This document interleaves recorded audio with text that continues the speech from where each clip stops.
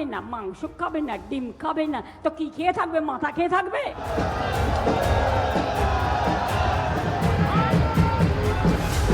कोई राष्ट्रवादी का vote TMC को मिलने वाला नहीं है। हर बूथ में सुपड़ा साफ होगा। देखो, हम सब मच्छी खाने वाले लोग हैं। झूठ बोल के बंगाल में लोगों को गुमराह करने का वो आखिरी कोशिश कर रहा है।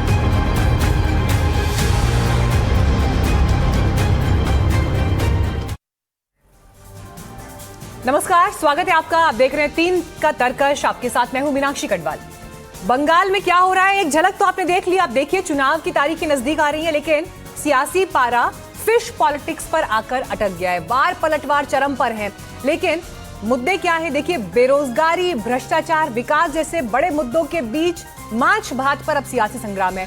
बंगाल की पहचान माने जाने वाले माछ भात ने चुनाव में राजनीतिक रंग ले लिया है और सोशल मीडिया से लेकर जनसभाओं तक में माछ भात छाया हुआ है।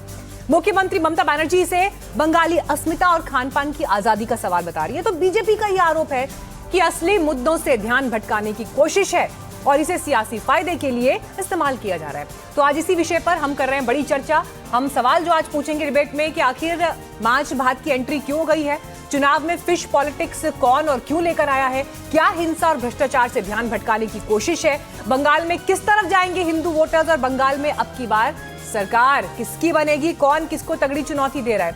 इसी पर बात करने के लिए हमारे साथ खास मेहमान मौजूद हैं। आपका परिचय उनसे करा दें।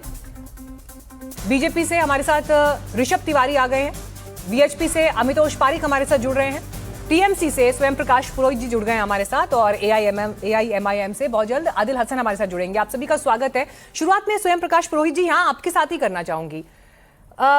क्या दीदी इस तरह के बयान जो दे रही हैं, क्या मतलब है इसका? पहले एक बार उन्होंने कहा कि उनकी जान को खतरा है, उन्होंने कहा जैसे पिछली बार उनको व्हील चेयर पे बिठा दिया गया था वैसे ही बिठा दिया जाएगा। फिर उन्होंने बयान दिया कि बीजेपी जो है वो कैसे बंगाल को अंधेर में ढकेलना चाहती है। अब वो कह रही हैं कि माछ भात जो है नहीं खाने देंगे। मुझे बताइए, बीजेपी शासित कौन सा ऐसा राज्य है जहां पर अंडा खाने पे, माछ भात खाने पर, मीट खाने पर पाबंदी है? क्योंकि मैं तो रिसर्च कर रही थी, मुझे तो मिल नहीं पाया। आप बताइए जरा। नहीं, ऐसा तो संविधान। हाँ मीनाक्षी जी, देखिए आप एकदम ठीक बोल रही है। ऐसा संविधान भी नहीं कहता है हमारा। ये देश तो संविधान से चलेगा। मगर 2023 में भारतीय जनता पार्टी के टिकट से जीतकर आने वाले जो विधायक थे, उन्होंने हवा महल कॉन्स्टिट्यूएंसी में अंडे और मछलियों की दुकानों में तोड़फोड़ कर दी और उनको बोला यहाँ पे आप दुकानें मत लगाइए, बंद करिए ये मीट की दुकानें। इन्होंने बंद कराई मीट मछली की दुकानें। आप देखिए, पिछले साल बिहार में चुनाव था, तेजस्वी यादव जी अपने हेलीकॉप्टर में दोपहर का खाना खा रहे थे प्रचार करते वक्त। उस समय में वो रोटी के साथ या भात के साथ मछली भी खा रहे थे, तो उस मछली का वीडियो पूरा चलाया गया एकदम कि देखिए नवरात्रि में कैसे भी मछली खा रहे हैं। अरे भाई, बंगाली लोग जो है, बंगला में रहने वाले लोग हैं, वो माछ खाए बिना वो बंगाली नहीं है। बंगाल की जो एक संस्कृति है, शुभ संकेत माना जाता है। इनकार किसको है? भारतीय इससे किसको इनकार है? मैंने अभी आपसे पूछा कि देश के किस राज्य में बंद हुआ है, बीजेपी शासित किस राज्य में मीट मछली बंद हुआ? आप खुद कह रहे नहीं हुआ ऐसा, तो फिर इस बयान, भाई देखिए स्वयं प्रकाश पुरोहित जी, अगर मुख्यमंत्री कोई बयान देंगे तो भाई हम तो गंभीरता से देखेंगे ना उस चीज को। हम उस बात को सीरियसली लेंगे कि चीफ मिनिस्टर इतना बड़ा बयान दे रही है। आधार क्या है बयान का? देश का प्रधानमंत्री जब बयान देता है, कब्रिस्तान के नाम पर वोट देंगे कि शमशान के नाम पर वोट देंगे। मुसलमानों के वोट चुन चुनकर काटे जा रहे हैं पश्चिम बंगाल में। बंगालियों को दिल्ली में, उड़ीसा में मारा जा रहा है। उनका के कारीगरों को, जो यहाँ पे जो कारीगर मजदूर है जो अन्य राज्यों में जाते हैं, वो अगर वहां काम करने, चलिए ठीक है, मैं ऋषभ तिवारी के पास जाऊं उससे पहले स्वयं प्रकाश पुरोहित जी एक बात का जवाब दे दीजिए। मैं ऋषभ तिवारी के पास जाऊं, एक बात का जवाब दे दीजिए। दीदी का ये बयान शुद्ध रूप से चुनावी बयान है? शुद्ध रूप से चुनावी बयान है? चुनावी बयान नहीं है। सुन लीजिए, ममता बनर्जी ने स्पष्ट कहा है कि बंगाल में वो व्यक्ति को वोट नहीं मिलेगा जो बोलेगा माछ खा बिना। आप हरा रंग का शर्ट मत पहनिए, नीले रंग का शर्ट कपड़ा मत पहनिए, केसरिया रंग का पहनिए। ये जो चीज है ना, ये जो मानसिकता थोपने वाली, ये तो तालिबान नहीं है, ये भारत है। आजाद भारत में रहने वाले लोग क्या खाएंगे, क्या ऋषभ तिवारी जी राजनीति करेंगे? मछली के नाम पर सांपों को वोट मत दीजिए। ठीक है ऋषभ तिवारी जी, उनका तो बड़ा क्लियर कट कहना है कि हमने तो सिर्फ बयान दिया है, लेकिन इस तरह की राजनीति में तो आप लोग ज्यादा पारंगत हैं। और तेजस्वी यादव का उदाहरण दे रहे हैं, बिहार चुनाव में भी छाया ही था ना वो मुद्दा उस समय पर, जब बीजेपी और आरजेडी के बीच जबरदस्त पॉलिटिक्स दिखाई दी थी। आज कोई इस बारे में बात नहीं करता। चुनावी बयान ही है ना फिर ये, सिर्फ और सिर्फ। मीनाक्षी जी, सभी को मेरा नमस्कार। और एक बात मैं आपको स्पष्ट कर रहा हूं, नाम में ममता है, काम में क्रूरता है और दिल में तुष्टीकरण बसता है, और यही इनके बयान दर्शाते हैं। और ये मैं क्यों कह रहा हूं, मांस भात खाने से, अंडा खाने से किसी को कोई दिक्कत नहीं है। दिक्कत केवल ममता बनर्जी को हो रहा है क्योंकि उन्हें पता है कि आने वाला जो परिणाम है वो मां, माटी और मानुष के नाम पे जो सरकार चुनकर आई थी, आज मां कलप रही है, रो रही है, बेथा कर रही है कि ए रुकुम सरकार ना चलबे दीदी, और वो रोते हुए कह रही है। और माटी खून से लाल है, रक्त चरित हो चुका है तुष्टीकरण के कारण, और मानुष पलायन कर चुके हैं। और उन फैक्ट्रियों 6680 फैक्ट्री जो पूछ रही है कि मेरे पे ताला क्यों बंद हुआ, क्यों मुझे यहां से भागना पड़ा, उसके कारण पलायन हो गई है। और इन मैनिफेस्टो को जो वो उर्दू तुष्टीकरण के साथ छपवा कर उतरी है मैदान में, जब वो जाएंगी तो जनता पूछेगी कि दीदी आपने तो क्या कहा था। तो ये करिए भाई, अब नया मुद्दा चुनकर लाओ, कुछ ऐसा चुनकर लाओ कि ध्रुवीकरण कर सकते हैं। क्या भाजपा के मैनिफेस्टो में लिखा है क्या कि अंडा नहीं खाना है या मांस नहीं खाना है? मतलब कुछ भी बोलेंगे चैनल पर आकर, डेटा है नहीं। अरे दादा दारुण, मैं आपके बीच में नहीं बोला, जो बोलता है झूठ क्या क्यों चिल्ला रहे हैं के अंदर में मछली मीट नहीं चलेगा, दिल्ली में बांग्लादेशी बोला जाएगा, स्वयं प्रकाश पुरोहित जी, ठीक है, वन बाय वन। स्वयं प्रकाश पुरोहित जी, सर मुझे इस सवाल का जवाब दीजिए, ममता बनर्जी को ये बयान क्यों देना पड़ रहा है? इस तरह का बयान क्यों देना पड़ रहा है? बीजेपी से डर लग रहा है क्या, या अपनी जमीन खिसकती हुई दिखाई दे रही है? मीनाक्षी, बयान इसलिए देना पड़ रहा है, नहीं, मेरा सवाल स्वयं प्रकाश पुरोहित जी से है। अच्छा, बोलिए सर, आपको मेरी आवाज आ रही है? स्वयं प्रकाश पुरोहित जी। जी मीनाक्षी जी, देखिए ये करना क्यों पड़ रहा है, क्यों बयान देना पड़ा? ये देना इसलिए जरूरी है क्योंकि ये लोगों ने ऐसा किया। इनकी एक पार्षद है, इनकी एक नेता है मीना देवी पुरोहित, जो डिप्टी मेयर भी रह चुकी है पूर्व में। उन्होंने मेयर की, जब मेयर को एक अपील जारी की कि पश्चिम बंगाल में हमारे एरिया में आप मछली और अंडे की दुकानें हटवा दीजिए, और उसके बाद में यहाँ के बंगालियों ने उनके घर के सामने, बंगाली लोगों ने, कोई राजनीतिक पार्टी नहीं थी, साल भर पहले की घटना बता रहा हूं, उनके घर के सामने लोगों को अंडे और मछली फ्राई करके खिलाया। क्योंकि ये बंगाली, देखिए पश्चिम बंगाल में मैं भी रहता हूं, मैं ब्राह्मण हूं, मैं क्या खाऊंगा ये भारतीय जनता पार्टी के नेता नहीं डिसाइड करेंगे, ये कोई व्यक्ति नहीं डिसाइड कर सकता है। वो कैसे डिसाइड कर पाएंगे सर? सरकार में तो अभी आप है ना, सरकार में तो अभी आप लोग हैं ना सरकार में, बीजेपी कहां से डिसाइड कर लेगी? या ये आप मान के चल रहे हैं कि बीजेपी आ रही है सरकार में, तो इसलिए उस डर और उस हताशा में आपको ये बताना पड़ रहा है, आपको ये बताना पड़ रहा है कि अगर ऐसा हो गया तो देखिए आपका मछली अंडा खाना बंद हो जाएगा। ये तो सच्चाई दिखा रहे हैं, आपको कहां दिक्कत है? आप बोल रहे हैं ना, आप अन्य प्रदेशों में ऐसा कर रहे हैं, आपके नेता बोलते हैं, अमितोष पारिक जी, ठीक है, अमितोष पारिक जी, आप भारतीय जनता पार्टी में आ जाइए, मछली खाइए, अमितोष पारिक जी, मछली मत खाइए, ये कैसा नैरेटिव ठीक है?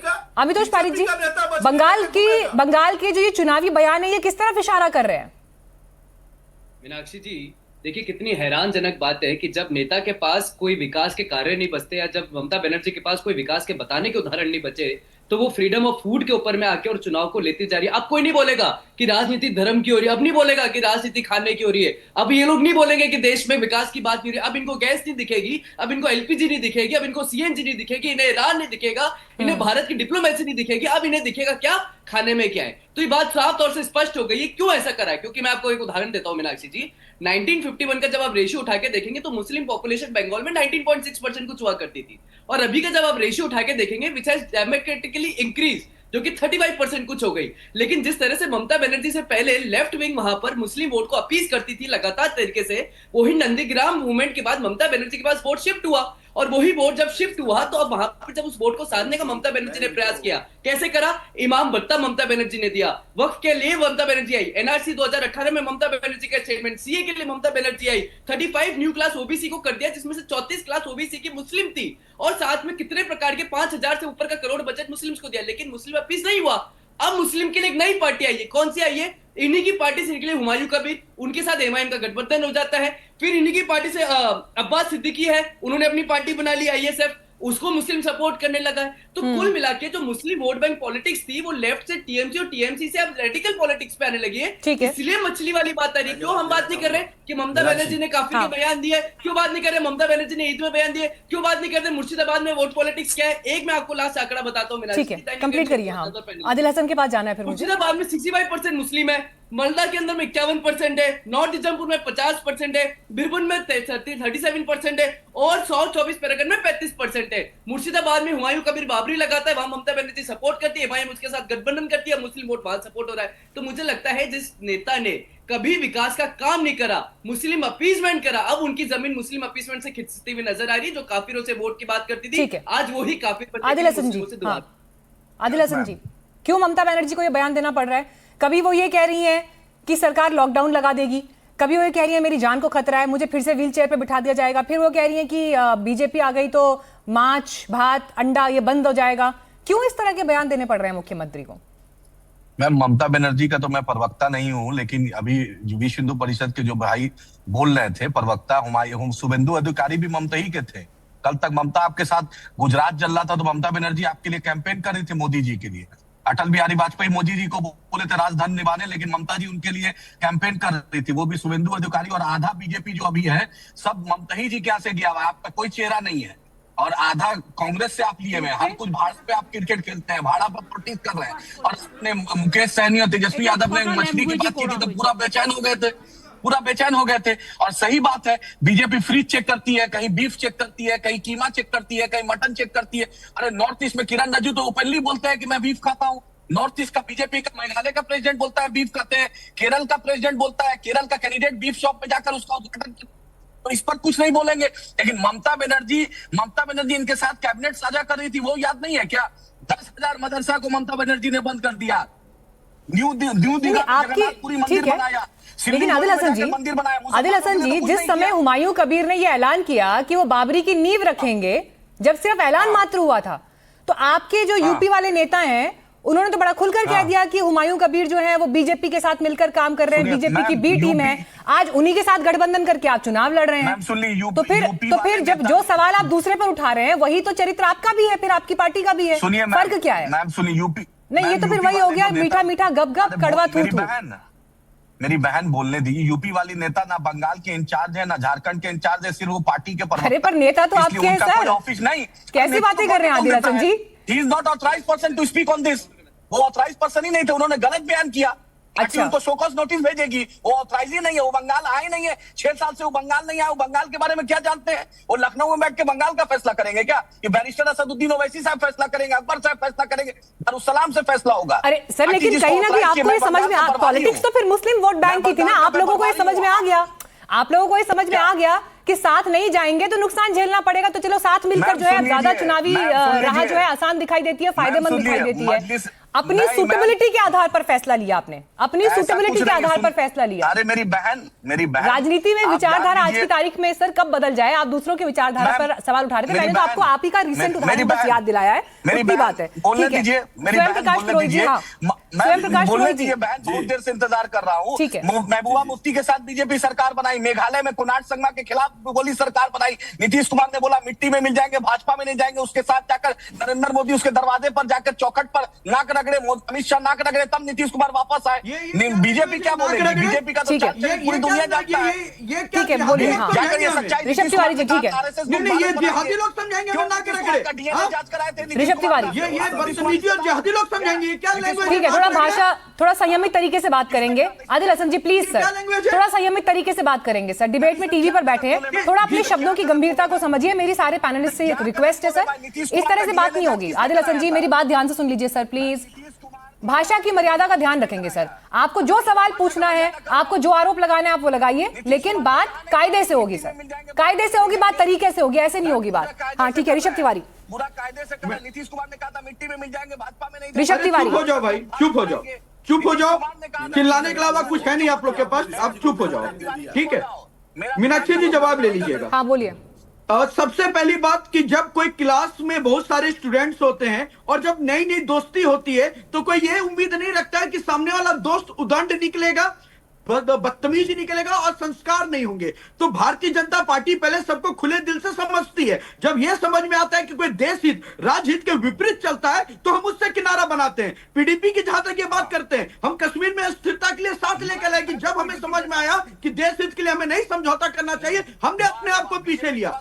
इंटेलिजेंस ये देखिए इनकी बीमारी, इन लोगों को बीमारी है बहुत बड़ी। जब रुकिए सच्चाई बोली जाती है ना आसिफ चैनल पे, एक तो सेकंड, इन लोगों आदिल के हसन अंदर आराम से, ये हाँ, आराम से बात पटाखे करेंगे। फूटने लगते हैं, पॉपकॉर्न की तरह कूदने लगेंगे। ये शांत हो जाइए। भाषाई मर्यादा का ख्याल रखेंगे। ऋषभ जी प्लीज रिस्पेक्टफुली मैं बात बहुत करेंगे, ठीक है popcorn is sir. not TV bad पर बैठे हैं हम word, सभी लोग, लेकिन आराम से नाक बात रगड़ने करेंगे, की रिस्पेक्टफुली बात बात करेंगे। करेंगे, आप बहुत अपना गलत पॉइंट word है। रखिए सर, पॉइंट रखिए प्लीज। पॉइंट है मीनाक्षी जी, पॉइंट है, पर आपका कर्तव्य है कि उनको शांत कराएं। मैं किसी के बीच में नहीं बोला था। अब मैं स्पष्ट बता रहा हूं, मैडम क्यों जरूरत आन पड़ी ममता बनर्जी को। ये बंगाल की जनता भी समझ रही है। बंगाल ऐसा राज्य आज के डेट में बन गया है, जब आप मां दुर्गा की विसर्जन निकालेंगे तो आपको डर के माहौल में निकालना पड़ता है। और ये एग्जांपल है रानीगंज, सलामपुर, दानकुनी, बर्दवान, दुर्गापुर। और बंगाल में जब तुष्टीकरण की सरकार की नीति और रणनीति चलती है, उसकी आंच झारखंड तक भी आती है। एक दूसरा राज्य भी ऋषभ प्रभावित तिवारी जी, होता है। और सर मैं लेकिन ऐसे नहीं सवाल बोल फिर रहा ये हूं। भी है ना ऋषभ जी, आप जो भी सवाल उठा रहे हैं, लगातार मुख्यमंत्री पद पर काबिज है ना ममता बनर्जी। बंगाल की जनता ने बार बार उनको मैंडेट दिया है ना सर। आप जो सवाल उठा रहे हैं, ठीक है, आप एक इलेक्शन में वहां पर विरोधी पार्टी हैं, आप इलेक्शन के की प्लेयर हैं, वो बात समझ में आती है, लेकिन जनता उन पर भरोसा दिखा रही है ना। मैंडेट तो उनको मिल रहा है ना आपके तमाम आरोपों के बाद। बीता चुनाव तो आप लोग, बीते चुनाव में आप शुभेंदु अधिकारी को तोड़ कर ले आए आपने, और जो है टीएमसी से कई नेताओं को अपने में शामिल कराया। आपकी लोकल लीडरशिप वहां पर क्या है, ये सवाल तो बना ही हुआ था ना। लोकल लीडरशिप बीजेपी का क्या एग्जिस्टेंस था बंगाल में? मैम ये सवाल पूछकर मुझे लगता है कि आप थोड़ा सा और उस पर अपडेट हो जाती। डॉक्टर श्यामा प्रसाद मुखर्जी बंगाल की पृष्ठभूमि से निकलकर देश के लिए बलिदान दिए हैं। और बंगाल में हमारी क्या भूमि रही है मैं बता देता हूं। 2 से 70 मैं आपकी संगठनात्मक शक्ति की बात कर रही हूँ सर बंगाल में। मैं आपकी टॉप लीडरशिप की बात नहीं कर रही, मैं आपकी संगठनात्मक शक्ति की बात कर रही हूँ। बिहार बंगाल में बीजेपी का बेस क्या है, मैं उसकी बात कर रही हूँ। मीनाक्षी जी संगठन की शक्ति बता रहा हूं आपको। 2 से निकलकर 70 आए, एक सांसद हमारे मुश्किल से आते थे, उसके बाद हमने डबल डिजिट क्रॉस किया। ये हमारी संगठन की ढांचा है और संरचना है। और वहां की स्वयं प्रकाश पुरोहित जी, ठीक है सर, स्वयं प्रकाश पुरोहित जी, सभी आरोपों के आप जवाब भी दीजिए। और मेरा मैं इसमें एक सवाल जोड़ रही हूँ। गृह मंत्री अमित शाह ने प्रेस कॉन्फ्रेंस करके ममता बनर्जी सरकार के खिलाफ एक पूरी चार्जशीट प्रस्तुत की है सर, पूरी चार्जशीट। बातें इन विषयों पर होती तो शायद ज्यादा बेहतर होता देश के वोटर के लिए भी, बंगाल के वोटर के लिए भी, भद्रजन के लिए भी। लेकिन अफसोस होता है ये देखकर कि चुनावी बयान आते आते मांस भात अंडा कौन खाएगा नहीं खाएगा, कौन किस धर्म का, कौन किस जाति का, इस पर आके बातें फंस जाती हैं। देखिए अमित शाह जी, देखिए देश में चार्जशीट बंगाल में वो व्यक्ति निकाल रहा है जो खुद तड़ीपार की सजा भोग कर आ चुका है, जिसके अगेंस्ट में खुद के चार्जशीट हुई है। ईडी सीबीआई का डर दिखाकर यही तो काम करना है। अहमद बिस्वा शर्मा के साथ, अरे चुप रहो ना भाई, अरे चुप रहो, विग लगा के सुन लो, चुप रहो, लिपस्टिक लगा करके टीवी में नफरत मत फैलाओ। बात करेंगे प्लीज सर, ऐसी बातें नहीं है। किस तरह की बातें हैं सर, प्लीज ऐसे बात नहीं होगी। स्वयं प्रकाश पुरोहित जी सर, रिस्पेक्टफुली बात करेंगे आप। एक इस तरह की बात को मैं बिल्कुल एंडोर्स नहीं करने दूंगी अपने मंच पर। प्लीज मेरी दोनों बीजेपी के प्रवक्ता से भी मेरी रिक्वेस्ट है, टीएमसी के प्रवक्ता से भी रिक्वेस्ट है, आप प्लीज सवाल का जवाब दीजिए। निजी टिप्पणियां नहीं होंगी सर। ये किस तरह की बात होती है कि पश्चिम बंगाल में जिस तरह से उन्नयन हुआ, 34 वर्ष के वामपंथी शासन को ममता बनर्जी ने उखाड़ कर फेंका। और आज ममता बनर्जी ने जो चीज तैयार की है, सिलिकॉन वैली जैसी, अगर सेमीकंडक्टर जैसी इंडस्ट्री पश्चिम बंगाल में आ रही है, इनके महिला क्यों दर्द हो रहा है? ये जो नफरत फैलाने वाले लोग हैं, ये हमें नहीं, मेरा कोई अपमान नहीं हो रहा है यहाँ पर, ठीक है, एक सेकंड, नहीं एक सेकंड प्लीज, इस तरह की बातें नहीं। ऋषभ तिवारी जी प्लीज इस लेवल पर मत जाइए सर, इस तरह की कोई बात नहीं है सर, गंभीरता से बात करिए। टेलीविजन पर ना लोग आप लोगों को देख रहे हैं, इस वक्त सुन रहे हैं, इस तरह की बात करेंगे तो साफ दिखाई दे रहा है कि बिल्कुल सीरियस नहीं है आप लोग बातचीत के लिए। ये कोई तरीका नहीं होता। आप कैसे कपड़े पहनकर आए हैं, क्या इसी विषय पर हम बात कर रहे थे ना कि बात महंगाई पर होनी चाहिए, भ्रष्टाचार पर होनी चाहिए। जो सरकार अभी वहां पर राज कर रही है, उसके राज में क्या उपलब्धियां हुई, क्या वादे पूरे नहीं हुए, उस पर बात होनी चाहिए। किस तरह की बातें होनी है? अगर प्रवक्ताओं की तो पूरी ट्रेनिंग ही इस बात की होती है ना कि आप किस तरह के शब्दों का प्रयोग करेंगे, कैसे अपने फैक्ट्स को रखेंगे। इस तरह की बात नहीं होगी यहाँ पर।